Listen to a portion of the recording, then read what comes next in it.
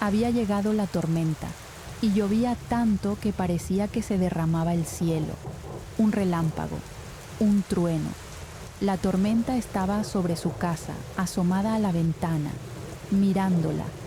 Siempre pensó que había aprendido a amar las tempestades viviendo en aquel lugar y que en ese agujero que le atravesaba el pecho, a veces también llovía y podía oler la tierra mojada en la que su corazón había arraigado. Y regresaba, y recordaba quién era, y recordaba quién ya no podía ser. Tal vez su vacío era real, tal vez el tiempo y la lluvia la habían desgastado como las paredes de un acantilado y estaba llena de aristas, de grietas y trampas, y su boca y sus ojos se habían convertido en cuevas, que podía abrir los brazos y sentir que el viento la empujaba al abismo, quedándose en el filo, con un pie en la nada y el otro en el final de lo que creía eterno, sin saber si saltar o retroceder, o simplemente existir allí, en el final de todo. Respiró profundo, sintiendo la humedad del aire y el susurro del viento, siendo plenamente consciente de que, aunque el vacío siempre sería parte de ella, también lo sería la fortaleza que encontraría durante la tempestad. El agua caía, fiera e incesante, y Frin soñaba con que el sonido de la tormenta la devolviera algún día a casa.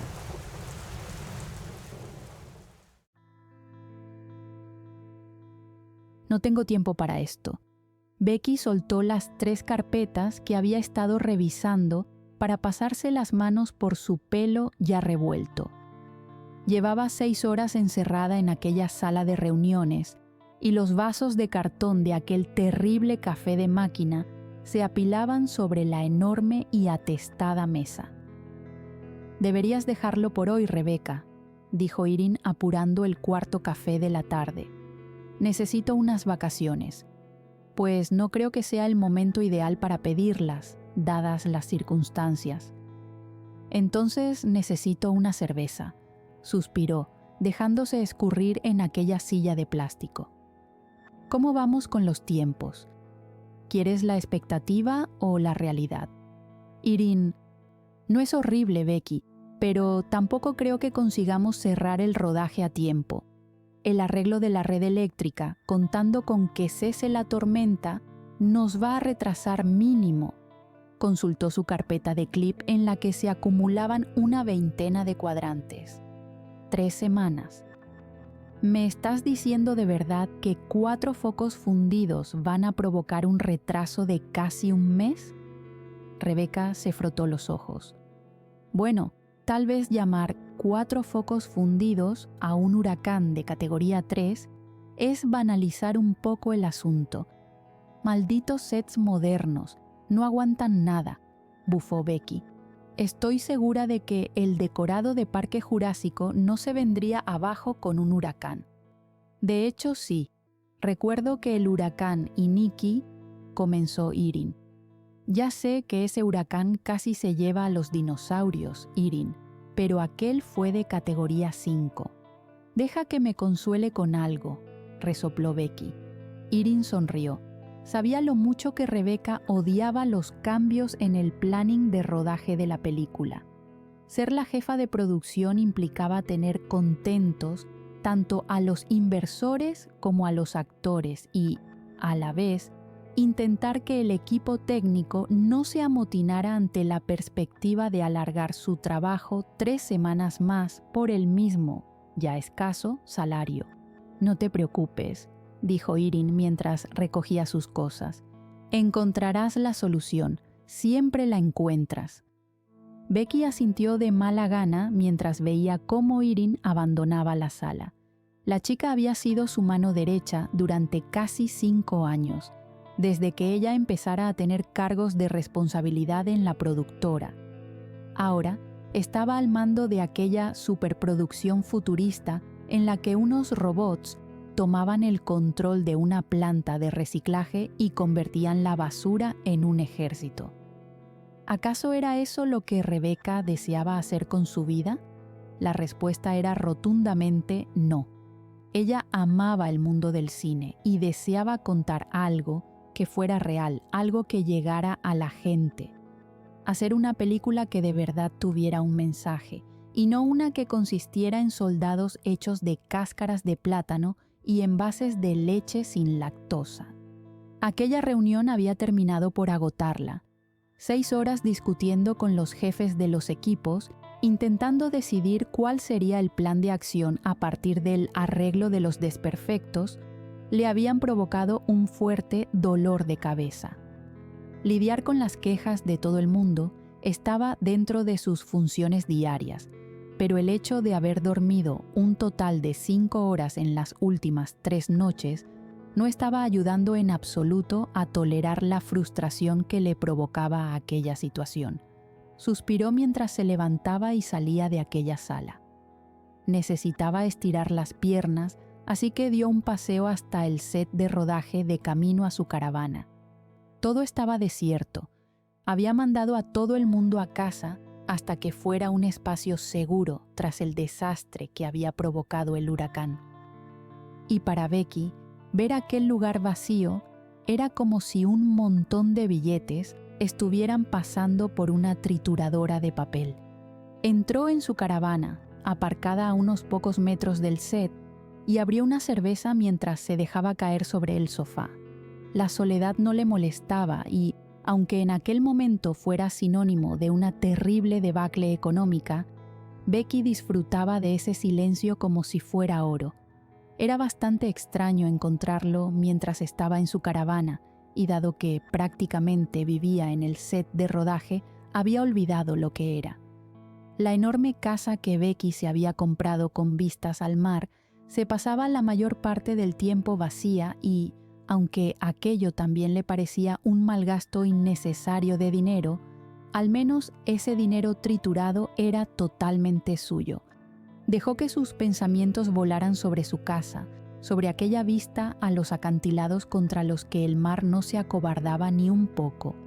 Pensó en las veces, pocas, que había podido ser testigo de las tormentas tras las inmensas cristaleras de su salón, observando la fuerza del agua chocando, rompiendo, arrastrando todo a su paso, llegando casi tan alto como la parte más elevada de los acantilados. Imaginó cómo sería navegar en esas aguas tan imprevisibles y un miedo profundo y oscuro se extendió por su cuerpo. Desde pequeña, el mar le fascinaba y le aterraba a partes iguales, como si una voz nacida de las profundidades la estuviera reclamando desde que nació. Supuso que aquel temor era uno de esos que llaman miedos heredados, y que el sufrimiento de su madre tras perder a su padre en el mar caló en Becky desde antes incluso de nacer. Entonces, una figura emergiendo de las aguas como una sombra captó su atención. Estaba soñando. ¿En qué momento se había quedado dormida? Aquella sombra sobresalía entre las olas con los brazos abiertos, como sostenida en el aire por una fuerza invisible. El miedo se fue haciendo más fuerte en su pecho mientras veía cómo aquella figura se hacía más y más grande sobre el mar, y entonces una luz proveniente de algún lugar obligó a la sombra a retroceder. Un faro. El sonido de una interferencia. Una voz entrecortada. Becky se despertó desorientada. Había anochecido en algún momento en el que ella había estado durmiendo.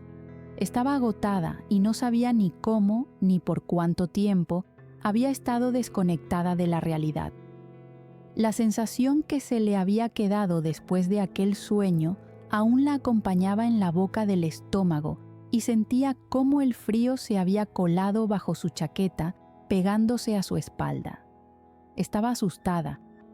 Las pesadillas eran una constante en su vida. Desde que era pequeña, los sueños en los que el mar la arrastraba hasta lo más profundo la aterrorizaban, haciéndola gritar en mitad de la noche, y su madre siempre acudía en su auxilio cuando Becky despertaba cubierta de sudor, enredada en las sábanas tras otra agónica noche de pesadillas interminables. En el fondo, la mujer se sentía culpable, porque sabía que todo el miedo que su hija le tenía al mar era culpa suya. En aquel pequeño pueblo costero en el que nació, la mayoría de las familias vivían del mar, y el padre de Becky era uno de los muchos pescadores que faenaban en aquellas aguas, siendo largas las temporadas que pasaba fuera de casa. A veces, incluso eran meses en los que no pisaba tierra. Y en una última ocasión, su padre se subió al barco y jamás regresó. El mar se llevó a su padre. El mar se llevó al amor de su madre. El mar se llevó su paz. Y, sin embargo, aquel terror no era suficiente para hacerla huir. Dicen que lo que separa dos extremos es la distancia mínima entre ambos, y para Becky, la línea que separaba el miedo de la fascinación por el mar era prácticamente invisible. Había algo en él que la atraía, la hipnotizaba y la atrapaba. De hecho, acabó comprándose aquella casa en lo alto de un acantilado porque deseaba ser testigo de la inmensidad del océano, como si su labor fuera vigilar lo que albergaba en su interior, como si, de alguna manera, mirar al mar fuera una forma de enfrentar sus miedos, como si aquello la mantuviera anclada al recuerdo de su padre, como si el rugido de las olas fuera el sonido de su voz. Pulsó el botón de desbloqueo de su teléfono. Solo llamadas de emergencia. Estupendo. Llevó la mano derecha hasta su cinturón en busca del walkie-talkie para comunicarse con el personal de seguridad del recinto, pero no estaba allí. ¿Dónde narices? Murmuró, intentando recordar dónde podría haber dejado el dichoso aparato. Juraría que lo llevaba encima en la sala de reuniones. Según su experiencia cinematográfica, aquella era la escena en la que el asesino del machete se encontraba rondando su caravana tras haber cortado todas sus vías de comunicación, esperando el momento propicio para acabar con su vida.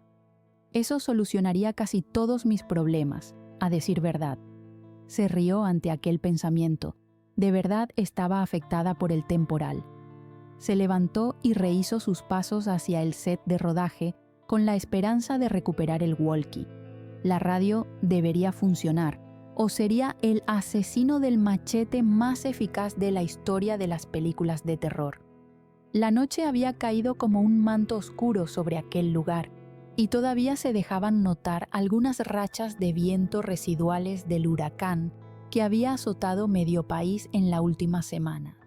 Erin tenía razón. Tenían suerte de que solo fueran 3 semanas de retraso, dada la virulencia de la tormenta. Becky aún no se explicaba cómo el decorado había resistido al temporal, pero daba gracias por no haber tenido que lamentar daños irreparables. Entró en una de las salas llenas de robots y encendió la linterna de su teléfono para poder buscar el aparato. Aún no se había restablecido la corriente en el set, y aquella misión iba a ser algo más complicada de lo que la chica había pensado en un primer momento. Se pasó varios minutos removiendo restos de basura de atrezo y cabezas de robots despiezadas cuando lo encontró sobre un taburete. El walkie negro, con una pegatina en la que se leía Armstrong, escrito en rotulador rojo, parecía mirarla desafiante desde aquel asiento, como queriendo decirle: «Hey, llevo horas esperándote». «Dichoso trasto, no sé en qué momento lo dejé ahí», murmuró mientras lo recogía. Giró la rueda de los canales para establecer el correspondiente a la seguridad del recinto y pulsó el botón para hablar. Nada sucedió. No puede ser verdad. La batería estaba muerta. El piloto rojo que se debería encender al pulsar el botón para hablar había desaparecido en combate y no aparecía ninguna frecuencia en la pantalla. Becky resopló. No había absolutamente nada que funcionara en aquel maldito lugar. No le quedaba más remedio que o bien salir caminando los 15 minutos que la separaban de la garita del guardia, bajo la lluvia y el viento que se preveían, o quedarse en su caravana hasta que el equipo llegase al día siguiente para iniciar la reconstrucción de los desperfectos.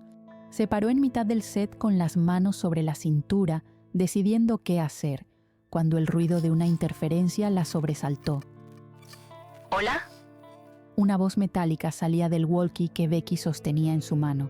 Lo miró con los ojos muy abiertos. ¿Hay alguien ahí? Becky no sabía qué hacer. ¿No se suponía que el aparato estaba sin batería? «¿Hola?», contestó titubeante. «¿Quién eres?». ¿Quién eres tú? «Yo he preguntado primero», respondió Becky con el ceño fruncido. «Pero, ¿qué demonios era todo eso?». La luz seguía apagada. Bueno, a ver, para ser totalmente sincera, daría un poco igual que te dijera mi nombre, contestó la voz metálica. «Bueno, yo creo que es una forma educada de iniciar una conversación. ¿Desde dónde hablas? Esto es una red cerrada. ¿Estás dentro del set?». Un escalofrío le recorrió de pronto todo el cuerpo ante esa posibilidad. No creo que esté remotamente cerca de donde tú estás. «Si esto es una broma, no me está haciendo gracia», dijo Becky apretándose el puente de la nariz con su mano libre. «No estoy para tonterías en este momento». Solo quería escuchar una voz. ¿Una voz? ¿A qué te refieres? Vaya, esto realmente funciona. ¿Qué es lo que funciona? Debe haber sido por la tormenta. ¿Me vas a decir quién eres? Becky estaba empezando a perder la paciencia. Este walkie está apagado y no debería poder hablar con nadie, así que por lo menos dime cómo llamar a esta alucinación. Bueno. La voz pareció dudar durante unos segundos. Yo me llamo Frin. ¿Y tú? Pero Becky aún no había podido contestar cuando una fuerte racha de viento golpeó el set, haciendo que todo se tambaleara. No le dio tiempo a reaccionar al estruendo y, de pronto, el único punto de luz que provenía de su teléfono se vio opacado por los cascotes que se desprendieron del techo, desplomándose sobre ella, sepultándola en la oscuridad.